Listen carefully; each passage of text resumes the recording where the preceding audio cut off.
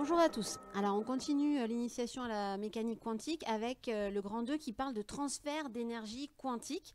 Alors ça c'est quelque chose que vous avez normalement déjà commencé à voir en première et qu'on va voir ici pour expliquer finalement le fonctionnement du laser. C'est ça le but un petit peu, hein. Alors d'abord première chose à savoir, c'est que l'énergie des atomes donc les énergies sont représentées par un diagramme comme celui-là, un diagramme énergétique. Il faut savoir que les atomes peuvent se trouver dans différents états énergétiques. Le premier état, donc par exemple, si l'atome que je vais représenter comme ça, je vais modéliser comme ça, se trouve au niveau de son niveau énergétique le plus bas, on dit qu'il est dans son état fondamental, donc au repos. Donc l'atome est au repos, il lui arrive rien, il est tranquille. C'est ce qu'on appelle l'état fondamental. Mais il faut savoir que cet atome peut se retrouver dans d'autres niveaux énergétiques, au niveau d'autres niveaux énergétiques. Alors pour ça, évidemment, il faut lui donner de l'énergie pour qu'il passe d'un niveau à l'autre. Mais ce qui est très important de comprendre, c'est que ces niveaux énergétiques, ils ne sont pas n'importe où. C'est-à-dire que l'atome, par exemple, dans ce diagramme-là, ne pourra pas aller à un niveau énergétique qui serait ici, à ce niveau-là, hein, d'énergie. Ça n'est pas possible. Il y a des niveaux énergétiques quantifié, c'est quantifié, on ne peut pas aller n'importe où au niveau énergétique. Donc, il y a uniquement certaines valeurs d'énergie qui peuvent être prises par un atome. Donc ça, c'est la première chose à savoir. Et en fonction de l'atome, donc si on a un atome d'hydrogène, un atome de sodium, un atome de carbone, de fluor, etc., les niveaux énergétiques seront différents. Donc ça, c'est très important d'avoir ça en tête. Ensuite, donc l'état fondamental, c'est l'état d'énergie le plus bas possible pour l'atome, il est tranquille, il est au repos. Les états qui se trouvent à un niveau énergétique au-dessus, donc plus important, où il faudra donner de l'énergie à l'atome pour qu'il passe à ces niveaux d'énergie supérieurs, s'appellent les niveaux d'énergie d'état excité. D'accord? Donc c'est assez logique de penser, hein, l'atome il est tranquille, il est au repos. Si on lui donne de l'énergie, c'est comme un enfant, si vous lui donnez de l'énergie, il va s'exciter, il va courir partout, donc il va passer à un état énergétique supérieur. D'accord? Donc des petites vidéos, vous pouvez revoir des animations pour un petit peu revoir tout ça. Alors, ce qui nous intéresse, c'est les passages d'un niveau énergétique à l'autre et justement les interactions avec les photons dont on a parlé précédemment. Alors, il y a 3 cas possibles. Les 2 premiers, vous les avez déjà vus. Donc, premier cas possible, on imagine un atome et cet atome reçoit un photon. D'accord? Donc ce photon, on a dit, c'est une particule d'énergie. Le photon a une énergie H fois nu la fréquence. D'accord? Donc ça, normalement, vous l'avez. Donc l'énergie du photon arrive sur l'atome. Si l'atome reçoit de l'énergie et que cet atome est dans un état, donc dans son état E1, donc peut-être l'état fondamental, hein, puisque c'est E1, s'il reçoit de l'énergie, il va pouvoir passer à un niveau énergétique supérieur. Mais attention, pas n'importe quelle valeur d'énergie. Il ne pourra passer au niveau E2 que si l'énergie qu'il reçoit, donc l'énergie du photon, est exactement égale à l'écart énergétique entre le niveau supérieur et le niveau sur lequel il se trouvait. Donc il faut, pour que ça marche, pour que l'atome passe du niveau E1 au niveau E2, il faut que le photon, donc qu'ils reçoivent, donc en général on représente les rayonnements photoniques, hein, donc les photons, par cette petite représentation là, qui vous fait quand même penser à une onde, hein. C'est pas n'importe quel modèle, hein, qu'on utilise, ça fait penser à une onde puisque le photon est à la fois une onde, à la fois une particule, donc du coup on représente ça comme ça. Donc il faut que l'énergie du photon, E égale H, désolé sur mon, voilà, c'est H nu, hein, et pas HF, il faut que ce soit exactement égal à E2 moins E1 pour que l'atome puisse passer de E1 à E2. Si c'est le cas, si le photon a cette énergie-là, alors il va être absorbé et l'atome va passer au niveau E2. Et on représente par une flèche courbe ou droite, hein, ce qu'on appelle une transition électronique. D'accord? Une transition énergétique. C'est-à-dire que là, on va passer de ce niveau-là à ce niveau-là. Si l'énergie du photon égale E2 moins E1 exactement, égale la constante de Planck fois la fréquence. D'accord? Et du coup, je le rajoute tout de suite, hein, d'après la relation de Planck-Einstein, c'est également égal à HC sur lambda. Lambda qui serait du coup la longueur d'onde de ce rayonnement émis, qui permettrait de faire passer l'atome de E1 à E2. D'accord? Ce cas-là, c'est le cas qu'on appelle l'absorption. Et vous l'avez vu en première pour expliquer justement les spectres d'absorption des atomes. Vous vous souvenez, les raies noires sur fond coloré, qui sont les spectres obtenus quand on éclaire avec de la lumière blanche un gaz atomique. D'accord? Ce gaz atomique va absorber certaines radiations. Eh bien oui, lesquelles va-t-il absorber? Uniquement les radiations correspondant à ces transitions énergétiques, à ces transitions électroniques, où vous avez absorption d'un photon qui a exactement cette énergie-là, donc qui correspondrait à cette longueur d'onde-là. Donc, il y en a plusieurs, évidemment, hein, pas qu'une à chaque fois. Et ces longueurs d'onde particulières sont les longueurs d'onde correspondant aux raies absorbées par le gaz. D'accord? Alors, deuxième cas possible, c'est l'émission, évidemment. Alors ça, c'est quoi l'émission? C'est logique, c'est quand l'atome, il n'est pas dans son état fondamental, il est dans un état excité. Alors E2, E3, E4, enfin voilà, il est dans un état excité. S'il est excité, c'est comme un enfant, il va courir partout, etc. Il y a un moment, il va se désexciter, hein, la fatigue pour les enfants. Et pour l'atome, il va se désexciter spontanément. Alors par contre, on ne sait pas forcément quand, d'accord, c'est aléatoire, mais il va se désexciter et passer au niveau E1 ou à un niveau inférieur. D'accord? Ce n'est pas forcément le niveau fondamental. Donc ici, on est au niveau E2 au départ. Ensuite, on est au niveau E1. Donc pour que cette désexcitation se fasse, si elle se fait, vous avez de l'énergie libérée. Énergie libérée, quelle énergie libérée? E2 moins E1 exactement. Ça ne se fera que si cette énergie-là est libérée. On ne peut pas aller au milieu, d'accord, des deux niveaux. Et cette énergie, sous quelle forme va-t-elle être libérée? Sous forme d'un photon qui aura comme énergie h nu, et cette énergie sera égale à E2 moins E1. Alors justement, le nu ici, ce serait la fréquence d'un rayonnement pour passer du niveau 2 au niveau 1. Ici, je ne l'avais pas écrit, mais ce serait la fréquence pour passer du niveau 1 au niveau 2. D'accord? Et donc la longueur d'onde, ce serait pareil ici pour passer du niveau 1 au niveau 2. Et ici, ce serait h fois lambda pour passer du niveau 2 au niveau 1. N'importe quoi. Hop, hop, hop, on efface. Est-ce que je peux... Non, alors ça va tout m'effacer, donc tant pis, vous aurez un zigouigoui. Ça sera donc égal à hc sur lambda pour passer du niveau 2 au niveau 1. D'accord? Et dans ce cas-là, c'est quoi? C'est émission de photons cette fois-ci. L'atome, il est dans un état excité et il va émettre un photon qui aura exactement l'énergie qui correspond à la variation d'énergie entre le niveau sur lequel il était, donc ici E2, et le niveau sur lequel il arrive, ici E1. Ça pourrait être E4, E3, ça pourrait être E4, E2, ça pourrait être E4, E1, etc. etc. Normalement, c'est quelque chose que vous avez déjà vu l'année dernière. Alors, j'espère que ça va jusque-là. Donc, absorption, si l'atome absorbe un photon qu'il fait passer d'un niveau énergétique plus bas à un niveau énergétique plus haut, mais il faut que ces niveaux existent pour l'atome. Et émission, si l'atome est dans un état excité, donc niveau énergétique supérieur, et qu'il passe à un niveau énergétique inférieur en émettant un photon qui a exactement cette énergie-là. Ce qui est nouveau cette année, c'est ce qu'on appelle l'émission stimulée. Alors, ça date de 1917 par Einstein, encore lui. Alors, c'est quoi? C'est que si notre atome est dans un état excité, E2, alors il va se désexciter spontanément, mais on ne sait pas quand. Donc, on peut très bien provoquer la désexcitation. Pour ça, on va stimuler la désexcitation en envoyant sur cet atome qui était excité, hein, d'accord, un photon. D'accord? Et un photon qui a exactement l'énergie qu'on veut. Donc, par exemple, ici, il faudrait que l'énergie du photon qui arrive, donc du photon incident, soit égale à E2 moins E1, puisqu'on veut le faire passer au niveau E1.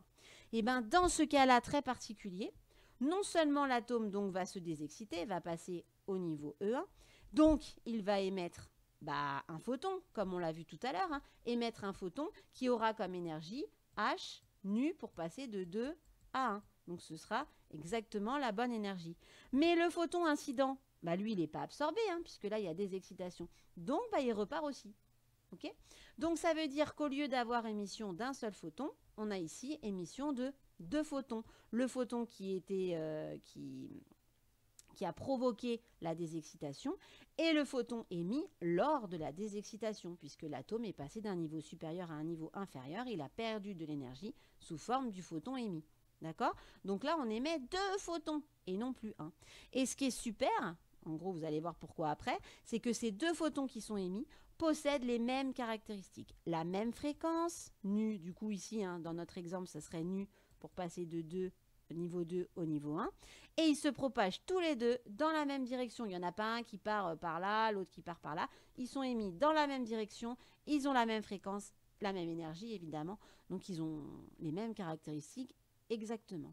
Et ce qui va se passer, c'est qu'on peut avoir ensuite une réaction en chaîne, en gros, parce que les deux photons qui sont émis vont pouvoir stimuler, alors ils ont la même énergie, exactement celle-là. Donc s'ils tapent sur d'autres atomes qui sont dans l'état E2, ils vont pouvoir provoquer la désexcitation de ces autres atomes. Donc ça peut se faire comme ça, ainsi de suite, sur plein d'atomes, et donc provoquer la désexcitation et provoquer l'émission. On parle dans ce cas-là d'émission stimulée, puisqu'on a stimulé l'émission, on l'a provoquée. D'accord? Donc, on peut avoir émission d'un photon spontané, absorption d'un photon par un atome et émission stimulée si on provoque la désexcitation par stimulation. Alors, ensuite, au niveau de ce qu'il faut savoir sur les domaines spectraux, alors on en a déjà parlé, hein, au niveau des ondes électromagnétiques. Ici, vous avez l'énergie qui va de la gauche vers la droite. D'accord, donc l'énergie en électronvolts ici, et la longueur d'onde de la gauche vers la droite. C'est qui augmente hein, dans ce sens-là, c'est le sens inverse du spectre que je vous avais montré en début du cours, hein, mais il faut juste savoir le lire. Donc on a ici les rayons gamma qui sont les plus énergétiques, ensuite les rayons X, les UV, le visible, les infrarouges et les micro-ondes. Et de quoi on vous parle ici? On vous parle des transitions énergétiques qui peuvent se faire. Donc les transitions électroniques, on en a parlé au niveau des atomes, donc c'est ce qu'on vient de voir. On peut avoir des transitions nucléaires dont on ne parlera pas ici, au niveau des rayons, enfin qui émettent du coup des rayons gamma. Et on peut également avoir des choses au niveau des molécules. Alors oui, les molécules, on en a un tout petit peu parlé quand on a fait les spectres infrarouges. Elles peuvent vibrer, elles peuvent tourner sur elles-mêmes, ce qu'on appelle les rotations des molécules. Donc elles peuvent vibrer. Donc par exemple, si vous avez une molécule ici, on peut avoir ce mouvement-là, on peut avoir des mouvements d'étirement, on peut avoir des mouvements d'un côté et pas de l'autre, des mouvements de rotation. Donc ces vibrations-là, il y a aussi des transitions énergétiques. Donc pour les molécules, c'est un tout petit peu plus compliqué que pour les atomes. On a les niveaux énergétiques électroniques habituels et on a aussi des niveaux vibratoires, donc des sous-niveaux si vous voulez, qui représentent ces vibrations-là. Donc des vibrations de rotation, des vibrations d'étirement, etc. Qui peuvent intervenir ici. Alors, on vous demandait donc de remplir un tableau avec la nature des transitions pour les atomes, pour les molécules, le domaine spectral correspondant, pour expliquer juste quelles analyses spectrales on utilisera pour justement ces niveaux énergétiques-là. Alors, ça nous donne quoi? Alors, voilà un exemple avec la molécule d'eau par exemple. Hein. Vous pouvez avoir comme des ressorts, des vibrations au niveau des liaisons ici, des vibrations au niveau comme ça aussi, hein, c'est-à-dire pas dans la même direction. Ok. Alors, ça nous donnerait quoi si vous lisez le document hein? Pour un atome, on a des transitions dites électroniques. Pour des molécules, c'est des transitions vibratoires et rotationnelles. Donc, c'est celles qui sont spécifiques des molécules. Les domaines spectrales, si on regarde le document, hein, c'est des rayons X et des UV pour les transitions électroniques et des infrarouges et des micro-ondes pour les transitions moléculaires. Et donc, c'est pour ça que la spectro qui va être utilisée plus pour étudier ce qui est plutôt atomique ou pour les ions, hein, c'est la spectro UV visible, d'accord. Alors que pour les molécules, hein, on l'a vu, pour les liaisons, tout ça, c'est la spectro infrarouge qui vous permet de voir ces liaisons. Et c'est pour ça que chaque liaison a un nombre d'ondes différent. C'est à cause justement de ces niveaux énergétiques vibratoires et rotationnels. D'accord? Ensuite, un petit exercice. On vous disait un photon d'énergie 10 électronvolts est émis dans l'air lors d'une transition entre deux niveaux électroniques d'une molécule. Mais là, c'est une transition électronique. Hein. Calculer la longueur d'onde de la radiation associée. Alors déjà, si le photon est émis, c'est évidemment une émission, donc une désexcitation. Donc ça veut dire que vous allez avoir un niveau d'énergie supérieur, je vais l'appeler E2 par exemple, et un niveau énergétique inférieur. Et ça veut dire qu'au départ, on est dans cet état-là et qu'on va passer dans l'état énergétique inférieur et que lors de cette transition électronique, on a émission d'un photon qui aura exactement comme énergie E2 moins E1. D'accord? Et nous, on sait ici que ça vaut H nu pour passer de 2 à 1 et que ça, d'après la relation de Planck-Einstein, c'est HC sur lambda pour passer de 2 à 1. Nous, ce qu'on cherche ici, qu'est-ce que c'est? D'après l'énoncé, on cherche la longueur d'onde associée à cette radiation, à ce photon émis. Alors, ici, nous, qu'est-ce qu'on connaît? On sait que l'énergie du photon, elle vaut 10,0 électronvolts et on veut lambda. On connaissait évidemment, on connaît la constante de Planck, donc il suffit de faire une petite manipulation de formule. Donc ça, on arrive à quoi? À l'énergie du photon égale Hc sur lambda. Donc lambda, pour passer du niveau 2 au niveau 1, ce sera Hc sur l'énergie du photon qu'on connaît. D'accord? Alors, il faut faire un petit peu attention aux unités ici, puisqu'on a l'énergie en électronvolts et non pas en joules. Donc, il va falloir faire une petite conversion. Donc, ça nous donnera la constante de Planck, 6,63 10 puissance moins 34 joules seconde, hop, fois la vitesse de la lumière, 3,00 10 puissance 8 mètres par seconde. Et on divise par l'énergie du photon qui vaut 10 électronvolts, mais attention qu'on doit mettre en joules. 1 électronvolt, c'est 1,60 10 moins 19 joules. Donc ça nous fait 10 fois 1,60, 10 puissance moins 19. Donc on fait ce calcul-là sur sa calculatrice.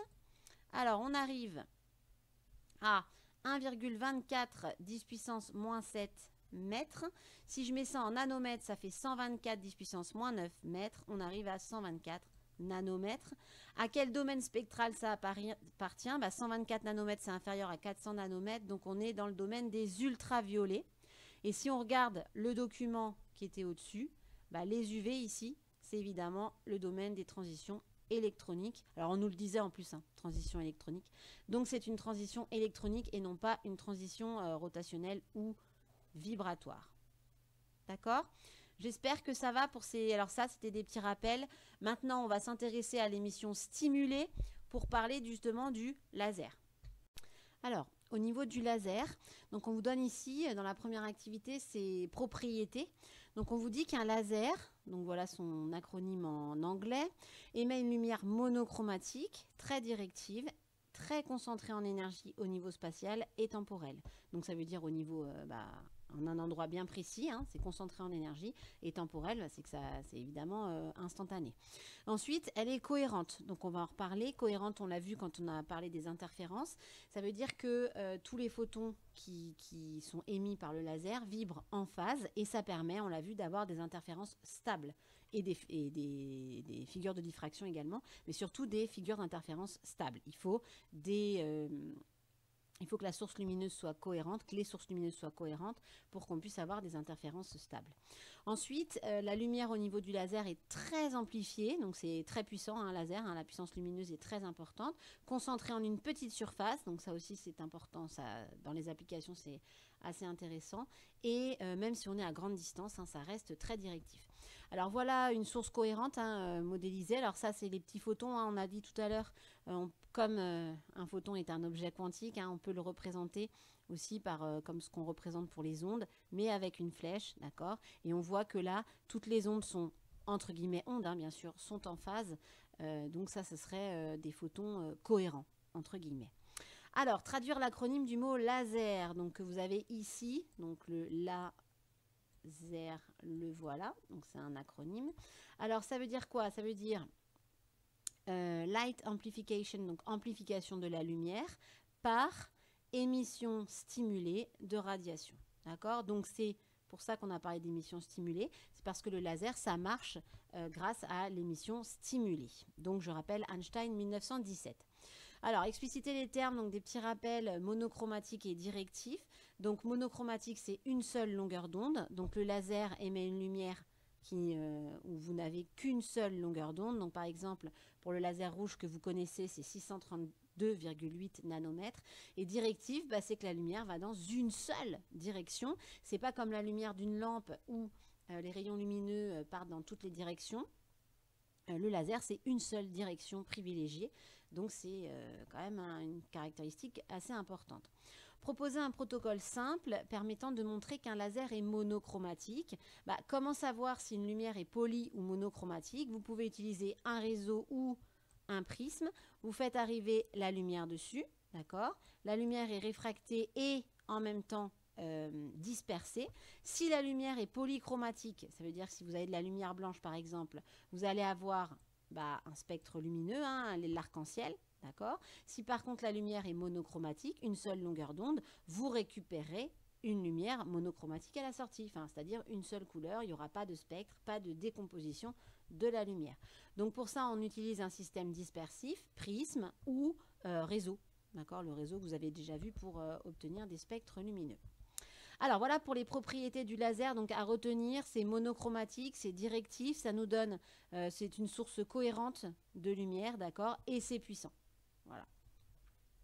Alors, on va essayer de comprendre un petit peu le principe maintenant du laser. Alors, pour ça, vous aviez une vidéo d'animation, une vidéo à la fin qui expliquait pour les niveaux d'énergie et l'émission stimulée, et une vidéo que je vous avais mis en lien, par contre, qui n'est pas sur Internet, sur le principe du laser par étapes. Alors, voilà le principe, il est écrit ici. Il y a plusieurs parties. D'abord, l'inversion de population, on va expliquer ce que ça veut dire. Ensuite, émission spontanée, puis émission stimulée. Donc, on a vu les deux déjà. Et ensuite, l'amplification. Vous avez ensuite un petit schéma de ce qui se passe avec des niveaux d'énergie. Ici, niveau E1, on va dire niveau fondamental. Un niveau d'énergie plus élevé, E3. Et un niveau d'énergie juste en dessous, E2. Donc, on a E1, E2 et E3. Ici, vous avez un schéma d'un laser et de la cavité laser. On appelle ça un oscillateur laser. On va se demander pourquoi oscillateur, évidemment, à la fin. Alors, si on regarde les différentes étapes, ce que je vais faire, c'est qu'on va lire les différentes parties. Et ensuite, on va aller regarder la vidéo, celle-ci, là, principe par étape, pour essayer de bien comprendre ce qui se passe. Alors, déjà, on a une notion d'inversion de population. Alors, ça veut dire quoi ? On va placer les atomes entre deux miroirs. Je vais vous montrer, dans le laser, il y a deux miroirs, dont un qui est semi-réfléchissant, pas complètement réfléchissant. Et on va exciter les atomes. Donc ça veut dire que la première chose, les atomes, ils sont dans l'état fondamental. Et on va d'abord les exciter. Pourquoi ? Pour les faire passer à un niveau d'énergie plus élevé, supérieur. Comment on fait pour les exciter ? Soit c'est électrique, donc des décharges électriques pour exciter les atomes, on leur donne de l'énergie. Soit par pompage optique, donc c'est un rayonnement. D'accord, un flash qui donne de l'énergie aux atomes, une certaine énergie qui leur permet de passer à un certain niveau énergétique. Dans ce cas-là, les atomes vont passer à un niveau énergétique supérieur. On parle de pompage électrique ou pompage optique parce qu'au départ, la majorité des atomes est dans le niveau fondamental et on va les faire passer en majorité dans un niveau énergétique plus élevé. Donc c'est pour ça qu'on parle d'inversion de population, puisqu'au départ, il y en avait le plus dans le niveau au niveau fondamental, et que là, il va y avoir une population plus grande dans un niveau d'énergie excité. D'accord ? Donc ça, pourquoi on le fait passer les atomes dans un niveau excité ? Parce que pour qu'il puisse y avoir émission stimulée, il faut qu'on soit dans un niveau excité. Sinon, sur un niveau excité, sinon, il n'y a pas d'émission. D'accord ? Si les atomes restent dans le niveau fondamental, il ne va rien se passer. Ok ? Alors, en plus, le fait de mettre beaucoup d'atomes dans un niveau excité, ça va permettre de favoriser l'émission stimulée. On va voir comment sur l'animation. À partir de là, on a deux choses qui se produisent. On a l'émission spontanée, puis une émission stimulée.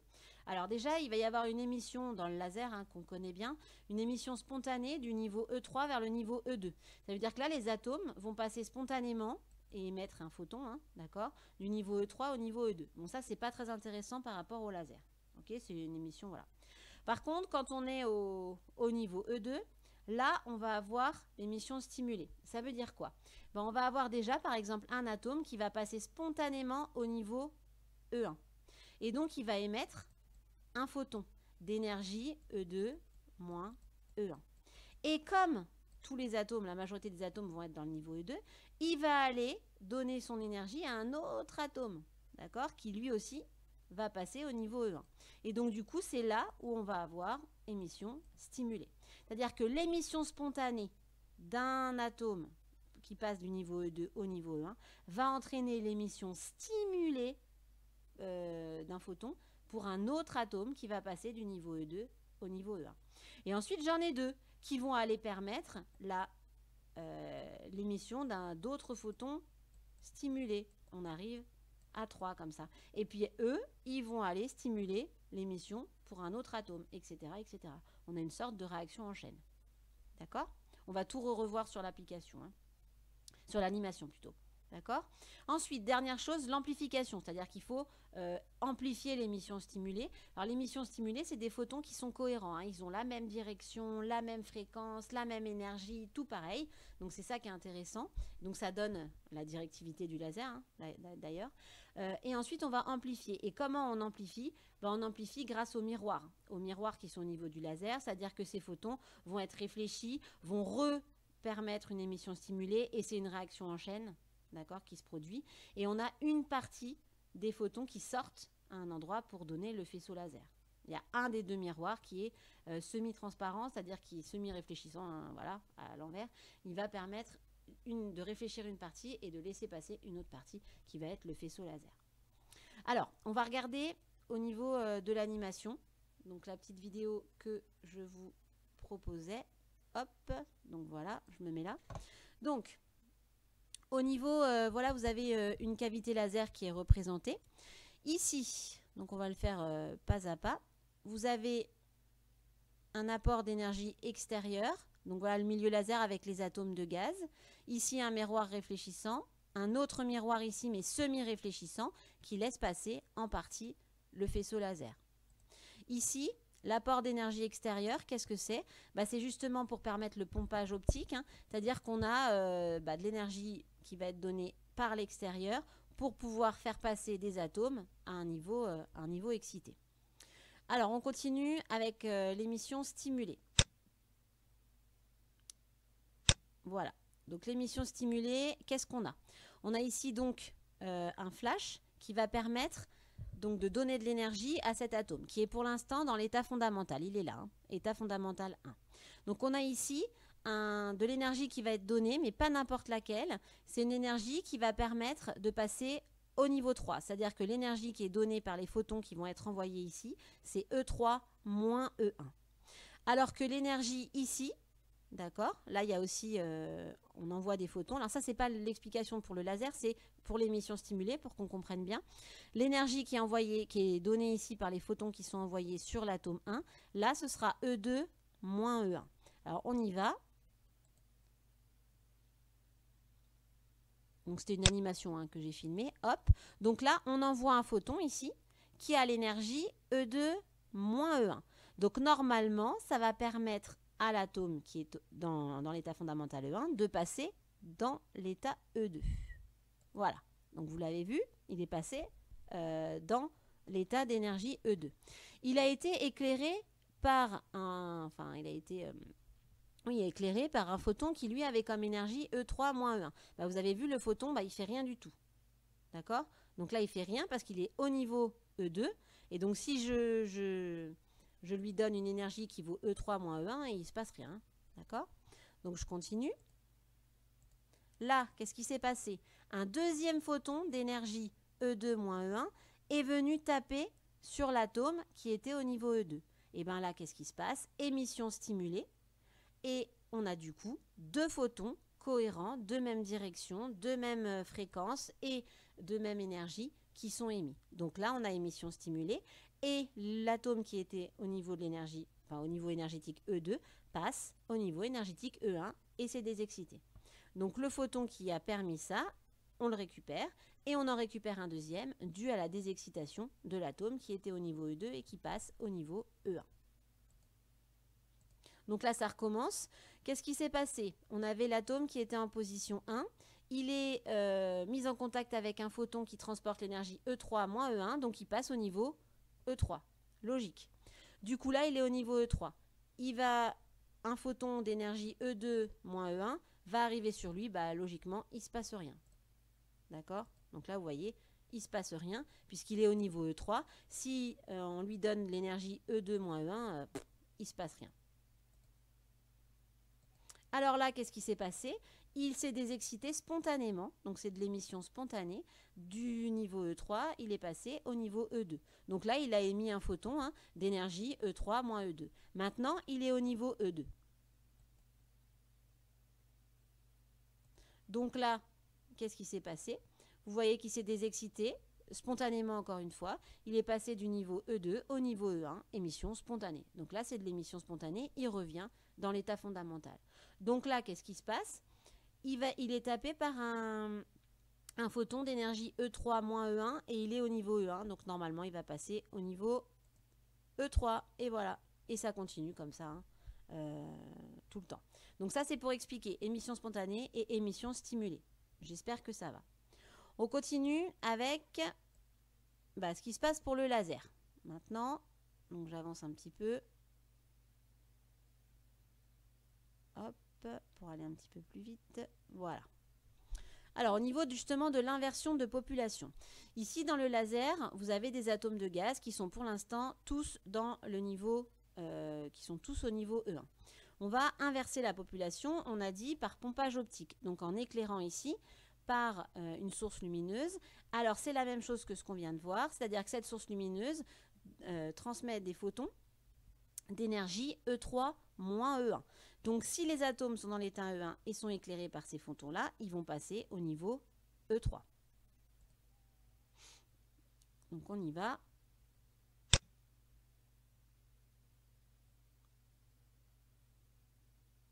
Donc là, vous voyez, alors on ne voit plus les photons, c'est marqué, les photons ne sont plus représentés, mais ils sont éclairés par ces photons verts, là, on va les appeler par leur couleur. Donc là, il y a un atome qui est passé au niveau E3. Et vous voyez, il se transforme comme des boules de billard. Ah, mais là, qu'est-ce qui s'est passé? L'atome a spontanément passé au niveau E2, c'est spontanément désexcité. Ah, il y en a d'autres qui passent au niveau E3, et il y en a qui se désexcitent spontanément. D'accord? Pareil, il y en a qui passent au niveau E3, qui se désexcitent. Et donc là, on inverse la population. C'est-à-dire qu'on va passer d'une population qui était dans l'état fondamental à une population qui maintenant va être majoritaire au niveau E2.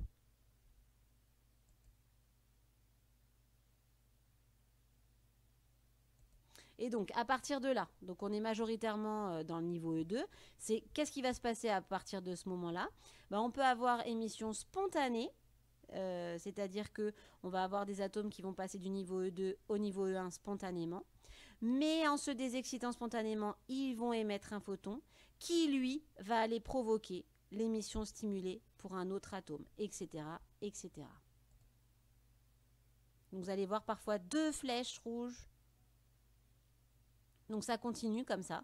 Il y en a qui repassent au niveau E3, il y en a qui se désexcitent spontanément au niveau E2, il y en a ensuite qui se désexcitent spontanément au niveau E1, et il y en a qui se désexcitent de manière stimulée. Alors on continue avec l'amplification au niveau du laser. Voilà. Donc l'amplification, c'est grâce au miroir. Donc vous voyez un photon ici, donc qui a comme énergie E2 moins E1, il va se réfléchir sur le miroir. Et de temps en temps, si il est en présence d'un atome qui est dans l'énergie, au niveau du niveau d'énergie E2, il va provoquer sa désexcitation, donc provoquer l'émission stimulée. Alors là, il ne se passe rien, il se réfléchit. Alors, il faut regarder, c'est un peu compliqué ici. Pendant ce temps, il y en a qui passent aussi au niveau E3, puisqu'on est, on est clair. Il y a des atomes du niveau 1 qui vont passer au niveau excité E3 grâce toujours à ce flash qui est toujours là. D'accord? Donc, essayez de regarder en même temps. Vous allez avoir des émissions stimulées, c'est-à-dire des atomes qui vont passer du niveau 2 par émission stimulée au niveau E1. En même temps, vous allez avoir certains atomes qui vont passer de E1 à E3, certains atomes qui vont passer de E3 à E2, etc., etc. Donc là, il y a eu émission stimulée, par exemple. Et vous voyez, à des photons, il y en a 2, ils vont se réfléchir. Et hop, il y en a qui sortent. Donc là, ici, on a un miroir semi-réfléchissant. Ça veut dire qu'il y a des photons qui vont être réfléchis et il y en a qui vont passer. Donc à chaque fois, il y a une partie du faisceau qui passe et ça fait le faisceau laser. Donc voilà, on a émission stimulée, une partie des photons qui ressort. Et comme ça, et ça continue comme ça. C'est une sorte de réaction en chaîne hein, que vous avez un petit peu tout le temps et qui permet le fonctionnement du laser. Alors, pour finir, au niveau des propriétés, hein, hop, donc ça vous l'avez, hein, vous pouvez la regarder de toute manière. Voilà. Donc au niveau des propriétés, on a la directivité du laser. Donc il est très directif, donc c'est très pratique pour faire des choses très précises. Ensuite, on a la monochromaticité, donc une seule longueur d'onde, contrairement à de la lumière blanche hein, par exemple. Donc voilà le spectre par exemple d'un laser, une seule raie.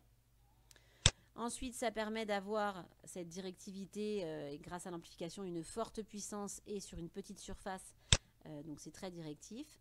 Ensuite, la concentration temporelle, ça veut dire que ça permet de concentrer l'énergie dans le temps. Donc sur une très courte durée, on a quelque chose de très puissant et donc une très forte énergie. Donc c'est ce qu'on appelle les lasers à impulsion. Donc ça, ça a beaucoup d'applications. Ensuite, au niveau de la cohérence du laser, c'est ce qui permet, et c'est pour ça qu'on utilise les lasers pour faire des interférences stables, puisque là, avec une seule source lumineuse, on arrive à avoir, en faisant passer par deux fentes, deux sources cohérentes. Donc c'est très pratique. Et un dernier petit point sur la sécurité au niveau du laser, s'il veut bien. Donc la sécurité, vous savez qu'il ne faut jamais regarder un laser dans les yeux, d'accord, puisque justement c'est très directif et très puissant. La rétine peut être endommagée. Donc quand les gens qui manipulent beaucoup les lasers portent des protections, hein, des lunettes de protection, etc., des lunettes spéciales. Mais sinon, il ne faut jamais mettre son œil devant le laser. Alors le problème, c'est qu'un laser, ça peut se réfléchir aussi hein, à pas mal d'endroits. Donc il faut faire très très attention quand on utilise un laser. Donc j'espère que ça va, c'est pas forcément évident, donc n'hésitez pas à revoir évidemment l'animation en regardant bien chaque atome, etc. Et ça explique un petit peu. Donc ce schéma-là, il est bien par contre, hein, pour bien comprendre. On fait passer la majorité des atomes du niveau fondamental à un niveau E3. Ils se désexcitent spontanément au niveau E2. Et là, on a des émissions stimulées. Alors d'abord, émission spontanée d'un atome par exemple, qui du coup va émettre un photon qui ensuite va permettre l'émission stimulée de plein d'autres atomes. Alors, je vous demandais pourquoi parle-t-on d'inversion de population et de pompage optique. Alors, pompage optique, c'est parce que c'est des flashs hein, qui permettent de passer du niveau E1 au niveau E3. Et inversion de population, c'est parce qu'au départ, on était majoritairement, on avait la majorité des atomes au niveau E1 et qu'après, la majorité des atomes se trouve au niveau E3. Donc, on a inversé la population des atomes. Pourquoi l'inversion de population est-elle indispensable? Parce qu'on veut de l'émission stimulée. Et donc, pour avoir de l'émission stimulée, il faut de l'émission déjà. Et pour avoir de l'émission, il faut que les atomes soient dans un état excité. S'ils sont au niveau fondamental, il ne se passera rien. Si on est au niveau fondamental, on ne peut avoir que absorption d'un photon et pas émission. Donc, il faut absolument se trouver dans un état excité. Et pour ça, il faut exciter les atomes. Donc, soit avec un flash, soit avec de l'énergie électrique. Donc c'est pour ça que les lasers sont branchés sur le secteur. Ensuite, pourquoi parle-t-on de lumière amplifiée? Pourquoi amplifiée? Parce que à cause des deux miroirs que vous avez dans le laser, on va avoir les photons qui se réfléchissent et qui continuent à donner de l'émission stimulée. Et donc vous allez avoir de plus en plus de lumière. Donc ça vous donne, hop, je vous montre parce que voilà, j'ai un petit schéma. Donc, lumière amplifiée. Alors ici, vous avez les deux miroirs. Donc, vous allez avoir des photons hein, qui sont émis par émission stimulée. Alors, si vous vous posez la question sur ce schéma, pourquoi on a des photons qui partent dans des directions bizarres? Ça, c'est ceux qui sont émis par émission spontanée. Ils peuvent prendre n'importe quelle direction. Et ceux qui ont la même direction, ça, c'est les photons émis par émission stimulée, qui vont ensuite se réfléchir sur le miroir, reprovoquer de l'émission stimulée, se réfléchir, etc., etc. Donc au final, vous avez de plus en plus de photons qui sont émis. Et une partie de ces photons, vu que le deuxième miroir est semi-réfléchissant, bah, une partie des photons va sortir et provoquer l'émission du faisceau laser. Ensuite, pourquoi la lumière laser est-elle si cohérente et si directive? Bah, là aussi, c'est parce que les photons ont la même direction, les mêmes caractéristiques et que tous les photons sont en phase quand ils sont émis par émission stimulée. Ça n'est pas le cas pour l'émission spontanée. Hein. C'est pour ça que vous avez, hop, ils partent dans tous les sens. Par contre, en émission stimulée, les deux prennent la même direction. Et pour finir, pourquoi on parle d'oscillateur optique? Bah parce que, hein, là c'est ici que c'est bien représenté, à cause des miroirs, bah, on a les photons qui oscillent en fait entre les deux miroirs, qui sont réfléchis, qui sont réfléchis, qui provoquent l'émission stimulée, etc., etc. Donc du coup on parle d'oscillateur optique à cause des miroirs. Voilà, j'espère que ça va pour le laser. C'est pas forcément évident, il faut reprendre ça à tête reposée. Hein. Et donc après, je vous laisse les exercices et on fera une vidéo pour la correction des exercices. Bon courage!